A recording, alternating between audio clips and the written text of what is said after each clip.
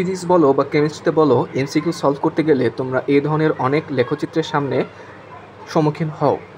আজকের ভিডিওতে আমরা আলোচনা করব কিভাবে এই লেখচিত্রের প্রশ্নগুলো সলভ করা যায়।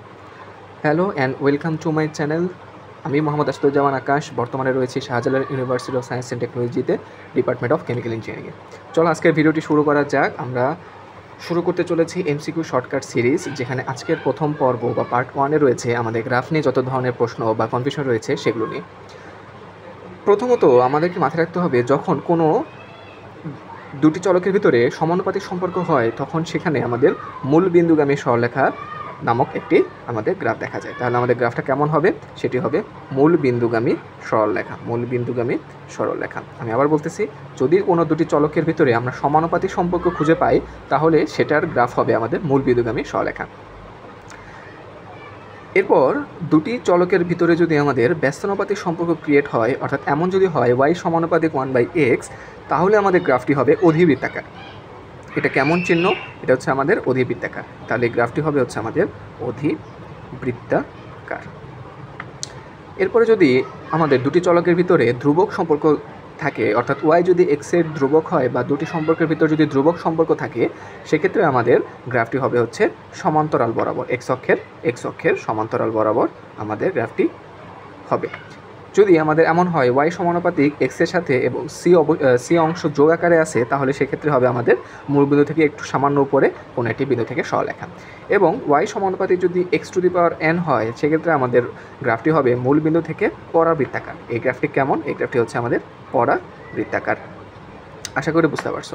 এখন চলো আমরা সেই কোশ্চেনটা সলভ করি। সেটা হচ্ছে আমাদের চট্টগ্রাম বোর্ড 2023-এর কোশ্চেন। আমাদের প্রশ্নে বলা আছে স্প্রিংয়ের দৈর্ঘ্য বৃদ্ধি বনাম ভরের লেখচিত্র কোনটি? তাহলে সবার আগে তোমাকে দেখতে হবে এখানে আমাদের লেখচিত্রে কিসের কথা বলা আছে। আমাদেরকে বলা আছে দৈর্ঘ্য বৃদ্ধি, যাকে আমরা প্রকাশ করি এল দ্বারা, এবং হচ্ছে ভর, যাকে আমরা প্রকাশ করি হচ্ছে এন দ্বারা। এই এল এবং এম এর ভিতরে আমাদের যে সম্পর্ক বা লেখচিত্র সেটা আমাদেরকে বের করতে হবে। সবার আগে আমাদেরকে লেখচিত্র বের করার আগে এই যে দুটি সম্পর্ক তার ভিতরে আমাদের একটা সূত্র বা ফর্মুলা নিয়ে আসতে হবে, যে ফর্মুলাগুলো আমরা অলরেডি শিখে রেখেছি। তো বলো তো, কোন একটা স্প্রিংয়ের দৈর্ঘ্য বৃদ্ধি এল এবং এম এর ভিতরে কোন সম্পর্কটি সঠিক? আমরা কিন্তু জানি যে স্প্রিংয়ের উপরে কার্যকর বল F সমান হচ্ছে আমাদের kx, যেখানে k হচ্ছে আমাদের স্প্রিং ধ্রুবক এবং x হচ্ছে আমাদের যতটুকু সম্প্রসারিত হয় বা যতটুকু দৈর্ঘ্য বৃদ্ধিও কিন্তু আমরা বলতে পারি। তাহলে x এর জায়গায় কিন্তু আমরা l বলতে পারি। আবার F সমান আমরা কি লিখতে পারি বলো তো? mg সমান এবং x এর জায়গায় লিখবো হচ্ছে kl। দেখো তো আমরা লিখতে পারি কিনা? তাহলে কি আমরা বলতে পারি কোন একটি স্প্রিংয়ের ভর হচ্ছে তার দৈর্ঘ্যের সমানুপাতিক? তাহলে আমরা সূত্র থেকে আমরা সম্পর্কটি পেয়ে গেলাম। এখন আমরা দেখবো হচ্ছে সমানুপাতিক হলে আমাদের 1 নম্বর সম্পর্ক অনুযায়ী সমানুপাতিক হলে আমাদের গ্রাফটা হবে মূলবিন্দুগামী। তাহলে আমাদের 4টি অপশনের ভিতরে খ নম্বর অপশনে রয়েছে এল এবং এম হচ্ছে আমাদের মূলবিন্দুগামী সরলরেখা।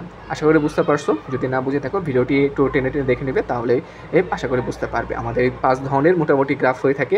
এখান থেকে ফিজিক্স বলো, কেমিস্ট্রি বলো, বিভিন্ন ধরনের এমসিকিউ কিন্তু আমাদের চলে আসতে পারে। জাস্ট দুটো জিনিস মাথায় রাখবা, আমাদের সম্পর্ক সমানুপাতিক নাকি ব্যস্তানুপাতিক এর উপর ডিপেন্ড করবে হচ্ছে আমাদের গ্রাফগুলো কেমন হবে। সাথে প্রশ্নে তোমার যেই দুটি চলক দেওয়া থাকবে তার ভিতরে অবশ্যই একটি সূত্র বা ফর্মুলা তোমাকে ইউজ করতে হবে। তো এটি ছিল আজকে পার্ট 1। এরপরে পরবর্তীতে যদি আরও তোমরা শর্টকাট এভাবে দেখতে চাও তাহলে অবশ্যই কমেন্ট সেকশনে জানাবা। ভিডিওটি ভালো লাগলে অবশ্যই আমাদের চ্যানেলটি সাবস্ক্রাইব করে পাশে বেল আইকনটি ক্লিক করে দিবা। Thank you so much.